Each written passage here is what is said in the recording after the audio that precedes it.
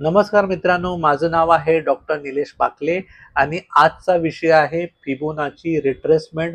खूप मजेदार व्हिडिओ होणार आहे. फक्त तुम्ही लक्ष देऊन ऐकायचं आहे. या व्हिडिओमध्ये सगळ्या गोष्टी मी कव्हर करतोय. मग ते महत्त्वाचं म्हणजे फिबोनाची रिट्रेसमेंटचा उपयोग काय, तो कसा वापरायचा, तो चार्टवर कसा ड्रॉ करायचा, ड्रॉ केल्यानंतर त्याचे चुकीचे सिग्नल कसे ओळखायचे, त्याचबरोबर अन्य इंडिकेटर वापरून त्याची ॲक्युरसी कशी वाढवायची, सगळं काही प्रॅक्टिकली घेणार आहे. आणि सगळ्यात या व्हिडिओचं विशेष म्हणजे टेक्निकल ॲनालिसिसचे बिगिनरचे जे व्हिडिओ आहेत त्याचा सगळा डेटा, सगळी माहिती या व्हिडिओमध्ये मी कव्हर करतोय. म्हणजे तुमची उजळणी सुद्धा होणार आहे आणि फिबोनाची रिट्रेसमेंट सुद्धा तुम्हाला नवीन टॉपिक समजणार आहे. आता तुम्ही स्क्रीनवरती बघताय तो फिबोनाची रिट्रेसमेंटचा चार्ट किंवा ड्रॉइंग असं म्हणू शकता. तो जो ड्रॉइंग आहे किंवा रिट्रेसमेंट लेवल आहेत याची मी माहिती पूर्ण तुम्हाला सांगणारच आहे. पण तुमच्या डोळ्यासमोर एक लाईन दिसतायत, वरची लाईन मी परत इथे ड्रॉ करून दाखवतो. ही जी वरची लाईन आहे ती 0ची आहे, ही 23.6% आहे, ही 38.2% आहे, ही 50% आहे, हे 61.8% आहे आणि हे 78.6% आहे. ह्या ज्या लाईन तुम्हाला दिसत आहेत खालूनपासून वरतीपर्यंत, या त्या स्टॉकमधील रिट्रेसमेंट पॉईंट सांगत असतात. आता रिट्रेसमेंट पॉईंट म्हणजे काय त्याच्याकडे मी येतो, पण एकदा नजर लागून ठेवा की या लाईन तुम्हाला शून्यापासून ते खाली 1 पर्यंत आहेत. पण इथे त्याचे रिट्रेसमेंट लेवल जे आहेत ते पर्सेंटेजमध्ये असतात. पर्सेंटेज म्हणजेच 23.6%, 38.2%, 50%, 61.8% आणि 78.6% आणि हे 100% असं समजून घ्या. आता याचा उपयोग कसा करायचा ते मी पुढे येतोय. आता तुमच्या समोर हा भेलचा चार्ट दिसतोय.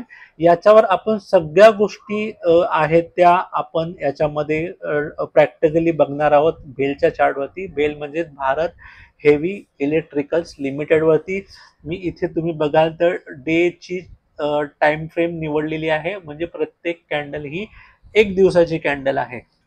आता आपण जाऊया की या रिट्रेसमेंट या शब्दाचा अर्थ काय. आता मी तुम्हाला यापूर्वी एक गोष्ट शिकवली होती की अपट्रेंड हा हायर हाय हायर लोचा बनलेला असतो, तसंच डाऊन ट्रेंड हा लोअर हाय लोअर लोचा बनलेला असतो. ह्या गोष्टी मी ऑलरेडी स्टॉक मार्केटच्या टेक्निकल ॲनालिसिसच्या बिगिनर व्हिडिओमध्ये सांगितलंय. म्हणजे हा लो आहे, हा हाय आहे, परत हा लो आहे, परत हा हाय आहे, परत हा लो आहे.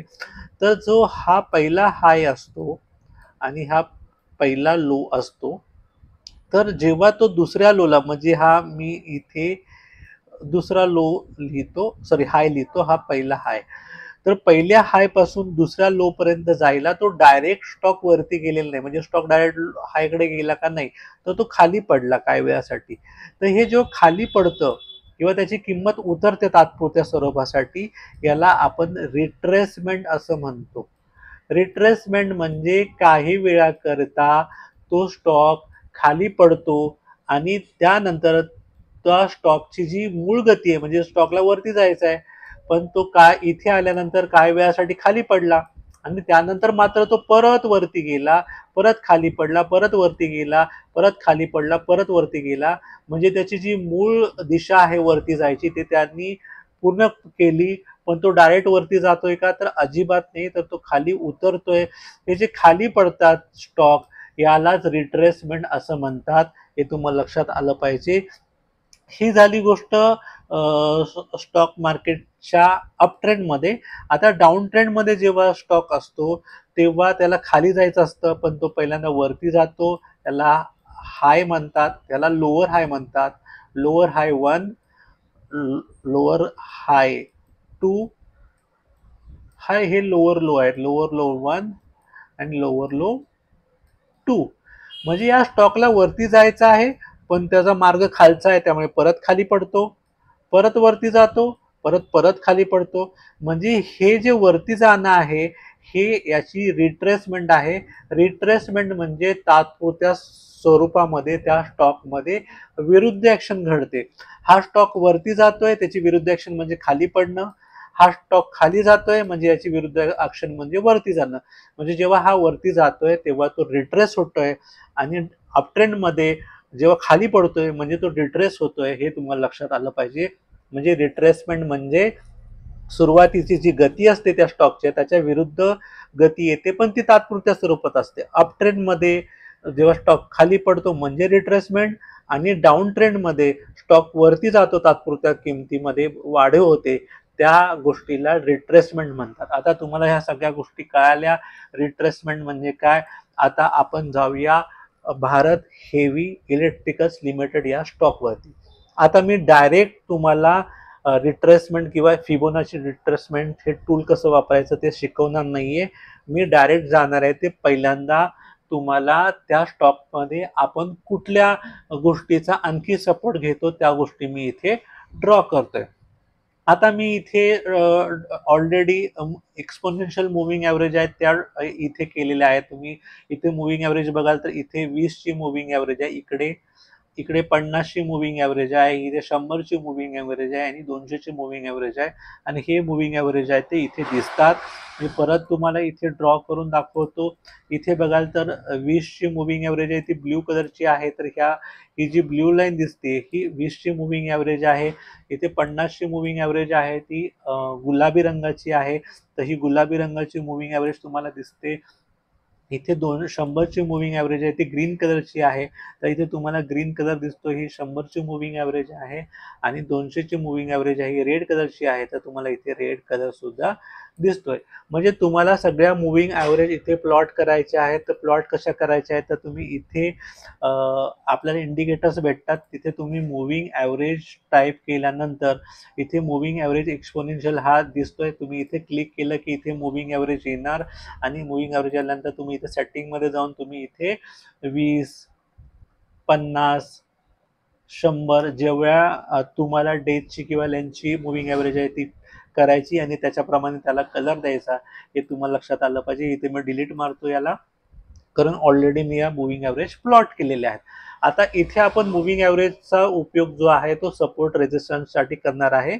तर मी त्या गोष्टी जेव्हा फिबोनाची रिट्रेसमेंट ड्रॉ करेन तेव्हा मी तुम्हाला त्या गोष्टी समजावून सांगेन.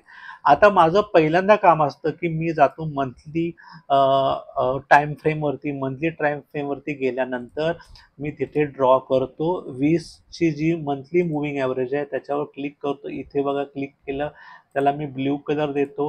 म्हणजे हा जो ब्ल्यू लाईन आहे ती बरोबर या ब्ल्यू मुव्हिंग ॲव्हरेजवर ठेवली इथे मी एक्झॅक्टली, आणि त्याला थोडा डॅशचा कलर दिला आणि थोडी ती जाड बनवतो. म्हणजे डॉटेड 20 महिन्याची जी एक्सपोनेन्शियल मुव्हिंग ॲव्हरेज आहे ती ही आहे. बरोबर, मी एकच ड्रॉ करतोय सध्या, कारण प्राइस त्याच्या वरती गेलेली आहे आणि ही एक्सपोनेन्शियल मुव्हिंग ॲव्हरेज थोडी खाली आहे, म्हणजे एक्स्ट्रा जास्त लाईन ड्रॉ करायची काही गरज नाही. आता मी जातो वीकली चार्टवरती किंवा वीकली टाइम फ्रेमवरती. तुम्ही थोडं झूम केल्यानंतर तुम्हाला इथे दिसत असेल तर इथे ब्ल्यू लाईन इथे आहे बघा, ब्ल्यू आणि इवन पिंक कलरची लाईन म्हणजे 50 आठवड्यांची मुव्हिंग ॲव्हरेज सुद्धा इथेच आहे. मग इथे मी तुम्हाला ग्रीन परत लाईन काढतो, ग्रीन लाईन इथे काढूया. इथे ग्रीन लाईन काढली, पण इथे आपण डॉटेड ठेवायची नाहीये, कारण ऑलरेडी डॉटेड आपण मंथलीसाठी सिलेक्ट केली आहे. ही आहे ती रेग्युलर आणि पूर्ण लाईन आहे. तर ही आहे आठवड्याची मुव्हिंग ॲव्हरेज, आणि डेवरती आपण काय सिलेक्ट करत नाही. आता परत जाऊया आपण मुव्हिंग ॲव्हरेज मंथलीवरती. आता मंथलीवरती बघाल तर हा जो महिना आहे तिथे खाली तुम्हाला इथे दिसत असेल, या बाजूला खाली बघा, या बाजूला तिथे दिसत असेल तुम्हाला 1/10/2025, म्हणजे 10व्या महिन्याची अख्खी एक कॅन्डल तुम्ही बघाल तर ती अक्षरशः मारुबोजू कॅन्डल आहे. मारुबोजू कॅन्डल म्हणजे स्ट्रॉंग बुलिश कॅन्डल.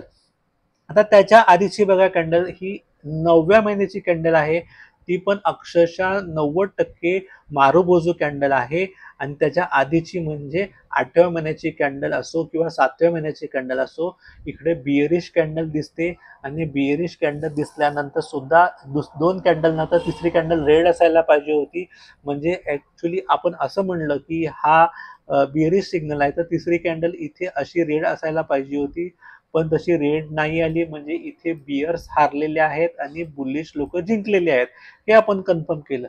पण इथे ह्या शेवटी बियर कॅन्डलचा जो शेवटचा हाय आहे तो काय त्या कॅन्डलनी तोडला नाही, म्हणजे ह्याचा हा जो बिअरचा हाय जो आहे हा हाय इथे आहे, तर या कॅन्डलनी तोडला नाही, पण त्यांनी मंथलीची मुव्हिंग ॲव्हरेज म्हणजे ही जी ब्ल्यू लाईन आहे ती तोडली होती. मग दुसऱ्या महिन्यात म्हणजे म्हणजे हा जो शेवटचा 10वा महिना आहे, त्यांनी अक्षरशः ही जी हाय आहे बिअरिश कॅन्डलची तोडलेली आहे. म्हणजे इथे आपल्याला कुठेतरी एक बुलिशनेस दिसतोय. म्हणजे आपण कॅन्डलचा अभ्यास केल्यानंतर आपल्याला असं वाटतंय की इथे बुलिश सेंटिमेंट आहे किंवा बुलिश लोकांचं वर्चस्व आहे, म्हणजे किंमत वाढणाऱ्या लोकांचं वर्चस्व आहे. आता आपण जाऊया वीकली चार्टवरती, म्हणजे मंथलीवरती आपल्याला बुलिशनेस दिसतोय. आता आपण जाऊया वीकलीवरती. आता वीकलीवरती गेल्यानंतर परत आपण इथे बघूया, वीकलीवरती अक्षरशः इथे बिअरिश कॅन्डल आहे, इथे बिअरिश कॅन्डल आहे आणि तिसरी बिअरिश कॅन्डल आहे. या तिघांची बॉडी बघाल, पहिल्याची, दुसऱ्याची आणि तिसऱ्याची, म्हणजे हळूहळू बॉडीचा आकार कमी होतोय. बॉडीचा आकार कमी होतोय म्हणजे त्याची पॉवर कमी होते. आता इथे पॉवर कोणाची होती? बिअरिश लोकांची, म्हणजे किंमत पाडणाऱ्या लोकांची, पण तिथे पॉवर कमी झाली आहे आणि एवढा मस्त मारुबोजू कॅन्डल तयार झाली आणि व्हॉल्यूम बघा किती छान आहे. आणि अक्षरशः त्यांनी 20 आठवड्यांची मुव्हिंग ॲव्हरेजच्या वरती क्लोज दिलेला आहे आणि 20 महिन्यांच्या मुव्हिंग ॲव्हरेजवरती क्लोज दिलेला आहे. म्हणजे इथे पण आपल्याला वीकलीवरती तो पण स्टॉक आहे, तो बुलिश दिसतोय. हे तुम्हाला लक्षात आलं. आपण आता जाऊया डे टाइम फ्रेम वरती. आता ही आहे डे टाइम फ्रेम. आता हे जे आपण ड्रॉइंग केलेले आहेत ते तुम्हाला लक्षात येत असेल की हे डॉटेड म्हणजे 20 महिन्यांची मुव्हिंग ॲव्हरेज आणि ब्ल्यू रेग्युलर लाईन आहे ती 20 आठवड्यांची मुव्हिंग ॲव्हरेज आहे. आता आपण हे एवढं सगळं केलं. आता आपण काम करूया, एक ट्रेंड लाईन पण काढूया. आता ट्रेंड लाईन म्हणजे मी आता समजा इथून लो घेतला, इकडचा लो घेतला, इथे लो क्लिक केला आणि लो क्लिक केल्यानंतर हा इकडचा होतो एक लो, मी परत इथून जातो, हा शेवटचा लो घेतो, शेवटचा लो घेतो आणि इथे जॉईन करतो, इथे जॉईन केलं. याला थोडा आपण ब्लॅक कलर देऊया, कारण मी सहसा करून ज्या ट्रेंड लाईन असतात त्याला ब्लॅक कलर देतो. म्हणजे आपण इथे बघाल तर इथे एका ठिकाणी रिस्पेक्ट केलं, ह्या दुसऱ्या ठिकाणी रिस्पेक्ट केलंय. आता स्टॉक आहे तो इथे आलाय. आता तिसरी वरून एक ट्रेंड लाईन काढूया. ही एक ट्रेंड लाईन काढली आणि इकडे जो हाय आहे शेवटचा, हा वाला इथे केली. आता तुम्हाला हे लक्षात येत असेल की या स्टॉकनी इथे प्रयत्न केला तर पण ही ट्रेंड लाईन काही तुटली नाही, मात्र इथे ट्रेंड लाईन तुटलेली आहे. हे लक्षात आलं. मग हा एक पॉझिटिव्ह सिग्नल आहे. आणि डे टाइम फ्रेम वरती सुद्धा चांगल्या बुलिश कॅन्डल आहेत. हे पण तुम्हाला लक्षात, व्हॉल्यूम पण छान आहे, हे तुम्हाला डे वरती लक्षात आलंय. आता ओव्हरऑल तुम्हाला सगळं लक्षात आलं की मंथली चार्टवरती, वीकली चार्टवरती आणि डे चार्टवरती, म्हणजे ह्या तिन्ही टाइम फ्रेमवरती हा स्टॉक बुलिश आहे. आता हे सगळं झालं. आतापर्यंत आपण शिकलेल्या टेक्निकल अनालिसिस प्रमाणे मी सगळं आता तुम्हाला समजावून सांगितलं की आतापर्यंत आपण काय केलं. आता याच्यामध्ये तुम्हाला हवं असेल तर MACD तुम्ही ड्रॉ करू शकता. परत तुम्हाला RSI बघायचं असेल तर RSI सुद्धा ड्रॉ करू शकता. आता तुम्ही बघितलं तर इथे MACD ड्रॉ केला तर MACD वरती आहे, म्हणजे ब्ल्यू लाईन आहे ती वरती आहे, रेड लाईन खाली आहे, म्हणजे जी सिग्नल लाईन आहे ती वरती आहे ॲव्हरेज लाईनपेक्षा. म्हणजे तुम्हाला हे सगळं कळतं की MACD सुद्धा सांगतोय की इथे बाय करायला पाहिजे, बरोबर. आता प्रश्न हा आहे की आपण रिट्रेसमेंट बघायची कशी. आता रिट्रेसमेंट म्हणल्यानंतर तुम्हाला बघितलं की स्टॉक हा तात्पुरता खाली पडतो. आता इथे ड्रॉ कसं करायचं ते आपण बघूया. आता सगळ्यात महत्वाचं म्हणजे बघूया की ट्रेंड कसा आहे. मग आता फिबोनाची रिट्रेसमेंट हा जेव्हा टूल आपण वापरणार आहे, तर वापरताना कुठल्या गोष्टी लक्षात ठेवायच्या त्या तुम्हाला मी समजावून सांगतोय. आता या स्टॉककडे तुम्ही बघाल, मी परत जातो पेनकडे. हा स्टॉक आहे तो वरून खाली पडलाय, हे तुम्हाला लक्षात आलंय, बरोबर.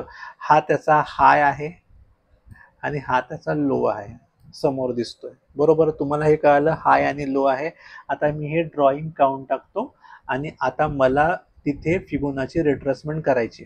आता इथे तुम्हाला या इंडिकेटरमध्ये फिबोनाची रिट्रेसमेंट मिळणार नाही, तुम्हाला मिळणार ड्रॉइंगमध्ये, म्हणजे हे लेफ्ट साईडला जो दिसतोय तिथे दिसेल. आता हा जो दुसरा पॉईंट आहे, इथे गेल्यानंतर तुम्हाला इथे फिबोनाची रिट्रेसमेंट दिसते. आता मी फिबोनाची रिट्रेसमेंटवरती क्लिक केलं आणि जो हाय आहे, म्हणजे जेव्हा आपण स्टॉक खाली पडतोय, म्हणजे म्हणजे काय म्हणतात डाऊन ट्रेंड आहे, त्यानुसार आपण बघतोय डाऊन ट्रेंड मध्ये हाय वरती क्लिक करायचं आहे. इथे मी क्लिक केलं. आता क्लिक केल्यानंतर तो तो कर्सर खाली घेऊन जायचा आहे आणि लोला जोडायचा. हा लो आहे त्याचा, हा लो आहे. मग हा इथे लोला जोडला आणि मी जरा इकडे घेतलं, समजा मी इथे लोला जोडला. हा लोला घेतल्यानंतर मी जरा इकडे आणखीन खेचतो. आता तुम्ही जर बघाल निवांतपणे तर तुम्हाला ही गोष्ट लक्षात येईल. मी मगाशी जसं तुम्हाला इथे दाखवलं होतं, याच्यामध्ये दाखवलं होतं, ह्या ज्या लेवल्स आहेत 23.6, 38.2, 50%, 61.8 आणि 78.6, ह्याच लेवल तुम्हाला इथे दिसतील. आता तुम्ही बघाल तर हे 78.6, 61.8, 50%, 38.2%, 23.6%, ह्या सगळ्या लेवल दिसतात. आणि या लेवलच्या आतमध्ये हे ज्या दिसत आहेत ह्या तुम्हाला व्हॅल्यूज, ह्या त्याच्या किमती आहेत. म्हणजे हा स्टॉक जर 23.6% लेवलला पडला तर ती किती किंमत होते, 213 रुपये. त्यानंतर 38.2ची लेवल किती आहे, 332 रुपये. परत 0 256 रुपये. हा 61.8ला 271च्या आसपास काहीतरी आहे, हे तुम्हाला दिसतंय. काळजी करू नका, मी सगळ्या गोष्टी तुम्हाला समजावून सांगणार आहे, कुठे कन्फ्यूज व्हायचं नाहीये. फक्त तुम्हाला मी जसं पहिल्यांदा जो ड्रॉइंग दाखवलं होतं जसं इथे, तर ह्या व्हॅल्यू तुम्हाला तिथे कशा दिसतात ते तुम्हाला मी स्क्रीनवर दाखवलं. आता परत एकदा सांगतो की तुम्हाला हाय पासून जोडायचं आहे आणि लो पर्यंत हाय पासून सुरुवात करायची आहे आणि ते लो पर्यंत खेचायचं आहे. मी परत एकदा दाखवतो. मी आता परत हा ड्रॉइंग जो डिलीट करतो. इथे जायचं आहे, फिबोनाची रिट्रेसमेंट वरती क्लिक करायचं आहे. याचा हाय आहे तो इथे आहे, कारण स्टॉक खाली पडतोय म्हणून हाय पासून सुरुवात करायची. हाय आहे इथे, मग मी तो कर्सर खाली खाली खाली खाली खाली घेतला आणि ही जी झिरोची लाईन आहे शेवटची, ती मी कुठे जोडली, इथे शेवटी जोडली. आता इथपर्यंत कॅन्डल आहे तर मग इथपर्यंत थोडं खेचायला लागेल, आपला इथपर्यंत खेचायला लागेल, इथपर्यंत खेचलं. आता हा झाला फिबोनाची रिट्रेसमेंटचा पूर्ण ड्रॉइंग. आता सगळ्यात महत्वाचं म्हणजे आपण इथे आता काय काम केलं पाहिजे. आता ओव्हरऑल आपल्याला समजलं की ट्रेंड लाईन या बेलनी तोडलेली आहे आणि इकडचा जो सपोर्ट आहे तिथे बरोबर इथे तिसऱ्या वेळेस चांगला सपोर्ट घेतलेला आहे. आता काय होऊ शकतं, काय चान्सेस आहेत आणि रिट्रेसमेंटचा फायदा काय ते तुम्हाला सांगतो. जेव्हाही स्टॉक जो आहे तो ट्रेंड लाईन किंवा सपोर्ट ब्रेक करतो, सपोर्ट म्हणजे रेजिस्टंट ब्रेक करतो, ही अप्पर ट्रेंड लाईन आहे ती रेजिस्टंट आहे आणि खालची ट्रेंड लाईन हे सपोर्ट आहे. जेव्हाही एखादा स्टॉक हा रेजिस्टंट तोडतो म्हणजे तो अप ट्रेंडकडे जायचा प्रयत्न करतोय आणि जेव्हाही एखादा स्टॉक आहे तो सपोर्ट तोडतोय म्हणजे तो डाऊन ट्रेंडकडे जाण्याचा प्रयत्न करतोय किंवा त्याच्यामध्ये बिअरिश मुवमेंट आहे. आता याच्यामध्ये एक प्लस पॉइंट आहे, तो म्हणजे यांनी हा जो वरचा रेजिस्टंट आहे, ही जी लाईन आहे रेजिस्टंटची, ही याने तोडलेली आहे आणि एवढ्या छान व्हॉल्यूमने तोडलेली आहे. आणि तुम्ही जर इथे रिट्रेसमेंट जेव्हा ड्रॉ करता तर रिट्रेसमेंटची लेवल जी आहे ती इथे बघा. मी परत इथे थोडं ड्रॉ करतो कारण इथे जरा मुश्किल आहे. ही जी 50%ची जी लेवल आहे ती 50%ची लेवल म्हणजे ही जी मी रेड वाली दाखवतो ही ऑलरेडी तोडलेली आहे.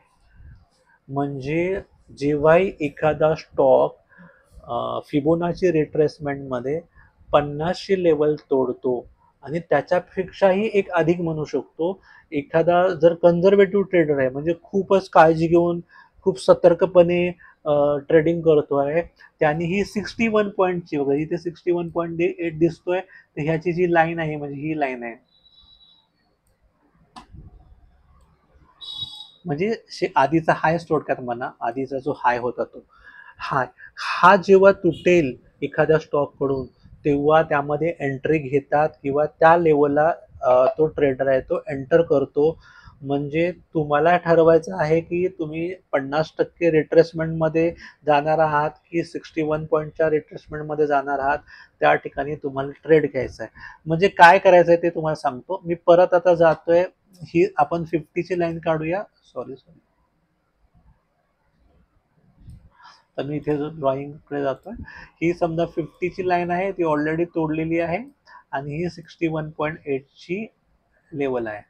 आता कसं आहे की समजा हा स्टॉक जो आहे तो समजा इथे परत आला आणि इथे इथे वरती गेला परत इथे आला, परत वरती गेला, परत इथे आला, परत वरती गेला. म्हणजे मी ह्या ज्या लेवल आहेत मी ह्या परत लाईन काढतो. इकडची वरची लाईन आहे आणि एक वरची लाईन आहे. ही खालची म्हणजे ह्या ज्या लाईन आहेत ही 50ची लाईन आहे, ही 61.8ची लाईन आहे. जसं इथे बघाल तर मी परत आता देतो. ह्या लाईन आहेत ना तुमच्या 78.61 ह्या ज्या लाईन आहेत ड्रॉ केलेल्या तशाच आपण इथे लाईन ड्रॉ केलेल्या आहेत. ह्या लाईन आहेत, ह्या लाईन आहेत अशा, बरोबर. आता ही जी 50ची लाईन आहे ती ऑलरेडी तोडलेली आहे. ही 50ची लाईन ऑलरेडी तोडलेली आहे. आता तोडली तर स्टॉक कुठपर्यंत इथपर्यंत जाईल, कारण इथे रेजिस्टन्स भेटणार त्याचा आणि परत खाली येणार आणि तिथे सपोर्ट मिळणार, परत वरती स्टॉक जाणार. म्हणजे तुम्हाला इथे बायचा मोका आहे, इथे बायचा मोका आहे, इथे बाय करण्याचा मोका आहे. आता बाय करायचा असेल एखाद्या स्टॉकमध्ये तर तिथे त्याप्रमाणे कोणता पॅटर्न तयार होतोय, म्हणजे हॅमर पॅटर्न तयार होतोय किंवा बुलिश एनगल्फिंग पॅटर्न तयार होतो, जे ऑलरेडी मी सगळ्या गोष्टी शिकवल्या आहेत त्या तुम्ही बघून घ्या. पण तुम्हाला तिथे एक लाईन दिलेली आहे फिबोनाची रिट्रेसमेंट मध्ये की हा स्टॉक आहे तो इथे रिट्रेस होतोय, पुढच्या अपॉर्च्युनिटी इकडे रिट्रेस होते, त्याच्या पुढची अपॉर्च्युनिटी म्हणजे इकडे रिट्रेस होते. म्हणजे तुम्हाला थोडक्यात सांगायचं म्हणजे फिबोनाची रिट्रेसमेंट तुम्हाला एक पॉइंट सांगतो, एक टर्निंग पॉइंट सांगतो की तिथे स्टॉक येऊन थांबणार आहे आणि तिथून परत आहे तसा युटर्न घेऊन परत जाणार आहे. तुम्हाला समजलं. म्हणजे फिबोनाची रिट्रेसमेंट तुम्हाला टर्निंग पॉइंट सांगतोय किंवा तो स्टॉक युटर्न कधी घेणार आहे ते सांगतोय. आता हा स्टॉक मध्ये जे आपण लाईन सांगितले, मी आता परत 50ची लाईन काढतो. ही 50ची लाईन, ही आहे 61.8ची लाईन आणि वरती आहे 78.6ची लाईन. आता या स्टॉकच्या बाबतीत झालं तर हा स्टॉक समजा अजून वरती इथपर्यंत गेला आणि परत खाली पडला तर इथे तुम्हाला एंट्रीचा चान्स आहे, बरोबर. मग परत स्टॉक हा वरती जाणार, परत खाली पडणार, परत वरती जाणार, परत खाली पडणार आणि परत वरती जाणार. अशी त्याची फ्युचर मुवमेंट असू शकते. आता असू शकते म्हणल्यानंतर मग आपण एंट्री कुठे घ्यायची, तर इथे एक एंट्रीचा पॉइंट आहे, इथे एक एंट्रीचा पॉइंट आहे आणि इथे एक एंट्रीचा पॉइंट आहे. आता हे एंट्री कुठे कोणी घ्यायची तो प्रत्येकाच्या मनावर आहे, तो कशा प्रकारचा ट्रेड आहे. ॲग्रेसिव्ह असेल तो कदाचित इथेच एंट्री घेईल, जो जरा मध्यम प्रकारचा ॲग्रेसिव्ह असेल तो इथे घेईल, जो खूप निवांतपणे ट्रेडिंग करतो तो इथे घेऊ शकतो. कारण जो शेवटचा हाय जो आहे तो हा आहे आणि कदाचित हा हाय तोडल्याशिवाय तो देत नाही आणि हा हाय आणि 61.8चा जो मिलाप होतोय तो तोडल्यानंतर इथे एखादा व्यक्ती ट्रेडिंगसाठी घेऊ शकतो. म्हणजे तुम्हाला फिबोनाची रिट्रेसमेंट मध्ये काय तुम्हाला मिळतंय की तुम्हाला कुठे एखादा स्टॉक सपोर्ट घेतोय, कुठे रेजिस्टन्सची लेवल आहे, कुठे एंट्री केली पाहिजे, कुठे बाय केलं पाहिजे, कुठे सेल केलं पाहिजे, हा तो रिट्रेसमेंट पॉईंट सांगतोय. आणि रिट्रेसमेंट पॉईंट जो असतो त्या ठिकाणी एंट्री घेणं हे खूप छान गोष्ट आहे, कारण तिथे आपल्याला लॉस होण्याचे चान्सेस फार कमी असतात. हे झालं तुम्हाला अपट्रेंडमध्ये कसं काय रिट्रेसमेंट बघायची ही तुम्हाला माहिती मिळाली. हा बघा, आता ह्या स्टॉकमध्ये हा अपट्रेंड आहे. म्हणजे आता आपण इथून बघितलं, हा हा स्टॉक, हाच बेल हा स्टॉक आहे तो हा अपट्रेंड मध्ये आहे. एक मिनिट, हा अपट्रेंड मध्ये आहे, राईट.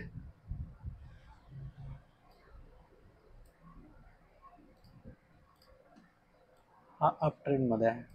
आता आपल्याला समजा इथे फिबोनाची रिट्रेसमेंट ड्रॉ करायची आहे, तर आता फिबोनाची रिट्रेसमेंट मी गेलो आणि याचा लो पकडला आणि समजा ह्यावेळेस समजा इथे हाय मारला होता, हा पकडा, हा हाय आहे समजा,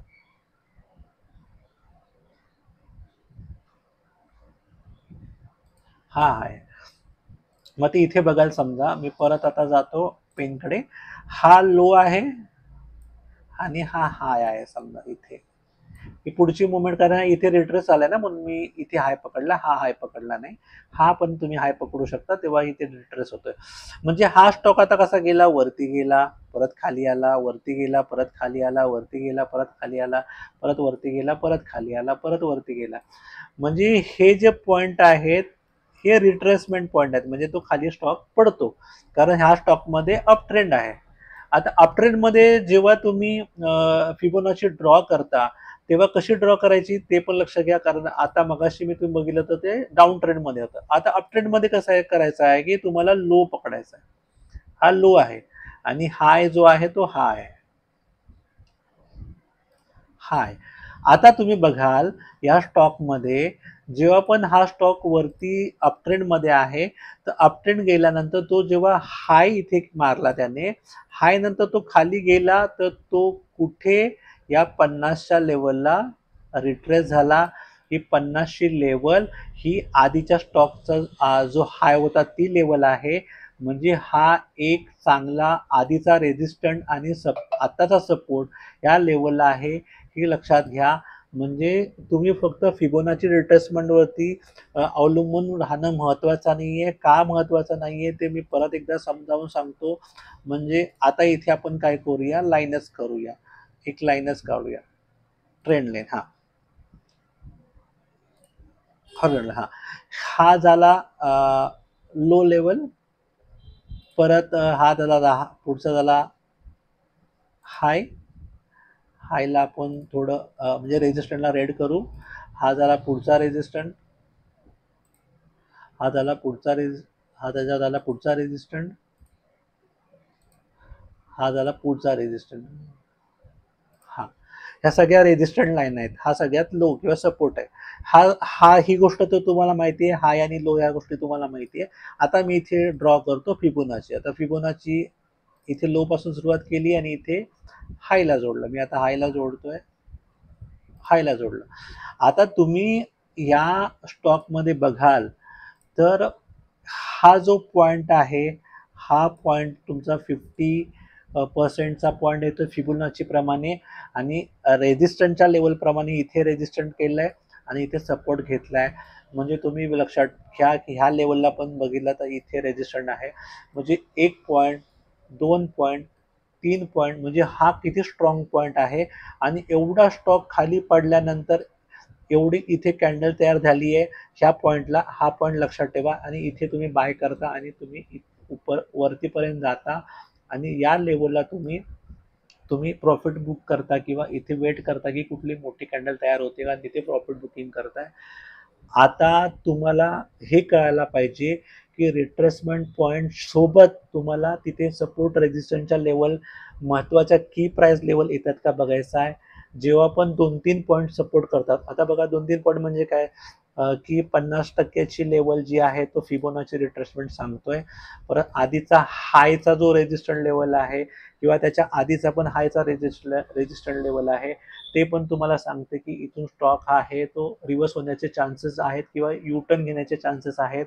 त्यामुळे तुम्ही त्या पॉईंटला तो स्टॉक ट्रेड करत असेल तर त्याच्यावर लक्ष देणं महत्त्वाचं आहे. आता त्याच पॉईंटला आपण बघायचं आहे की काय कॅन्डलस्टिक पॅटर्न तयार झाला आहे. फॉर एक्झाम्पल आता मी थोडं झूम करतो. आता तुम्हाला आणखी मी गोष्ट सांगतो की आपण या पॉईंटकडे लक्ष दिलं की बाबा हा स्टॉक या लेवलला आलाय. मग इथे ग्रीन कॅन्डल तयार झाली. पहिली ग्रीन कॅन्डलला चांगला व्हॉल्यूम आहे. दुसरी ग्रीन कॅन्डल तयार झाली, त्याचा चांगला व्हॉल्यूम आहे. म्हणजे याचा अर्थ काय, म्हणजे तो स्टॉक आहे तो चांगल्या लेवलला आलाय, रेजिस्टंट लेवल तोडलेली आहे, फिबोनाच्या रिट्रेसमेंट पॉईंटसाठी 50%च्या लेवलला आलेला आहे, कॅन्डल बुलिश झालेली आहे, व्हॉल्यूम चांगला आहे. म्हणजे स्टॉक तुम्हाला एवढं ओढून ओढून सांगतोय थोडक्यात की मी इथून वरती जाणार आहे आणि तुम्ही इथून वरती गेल्यानंतर लक्ष द्या. ह्या गोष्टीकडे तुम्ही लक्ष दिलं पाहिजे, जी गोष्ट तुम्हाला मी आता समजावून सांगितली. आता याच्यामध्ये दुसरी एक गोष्ट आहे की समजा हा जो हाय पॉईंट आहे हे आपण जोडले, हे लो पॉईंट आहे जोडले, तर हा फ्लॅग पॅटर्न सुद्धा तयार होतोय आणि फ्लॅग पॅटर्न इथं तोडलेला आहे. मग तुम्ही इथे पण एंट्री घेऊ शकता. बरोबर आहे. मी फ्लॅग पॅटर्न ऑलरेडी शिकवलेला आहे. काय काय लोक त्याला पिनंट म्हणतात. म्हणजे ह्या सगळ्या गोष्टी जेव्हा तुम्ही ऑब्झर्व कराल तेव्हा तुम्हाला एक कन्फर्मेशन मनामध्ये मिळतं की या स्टॉकमध्ये आपल्याला काय काय माहिती मिळते. म्हणजे हा दांडा आहे आणि हा फ्लॅग आहे आणि इथे या फ्लॅग तोडलं तर इथे तुम्ही एंट्री घेऊ शकता, इथे एंट्री घेऊ शकता. ॲग्रेसिव्ह ट्रेडर आहेत ते इथे एंट्री करू शकतात. म्हणजे थोडक्यात सांगायचं काय की स्टॉकमध्ये तुम्ही मुवमेंट बघा, खूप सारे पॉईंट एकत्र जुळल्यानंतरच एंट्री घ्या. फक्त फिबोनाची रिट्रेसमेंटवरती ट्रेड करतोय असं योग्य नाही, किंवा मुव्हिंग ॲव्हरेजवरतीच ट्रेड करतोय असं योग्य नाही. सपोर्ट आखा, रेझिस्टंट आखा, तिथे तुम्हाला कॅन्डलस्टिक काय सांगतात ते बघा, कोणते कॅन्डलस्टिक पॅटर्न तयार होतात का ते बघा, आणि त्यानंतर त्या स्टॉकमध्ये तुम्ही एंट्री घ्या. हा तुम्हाला मी पॉईंट सांगितला.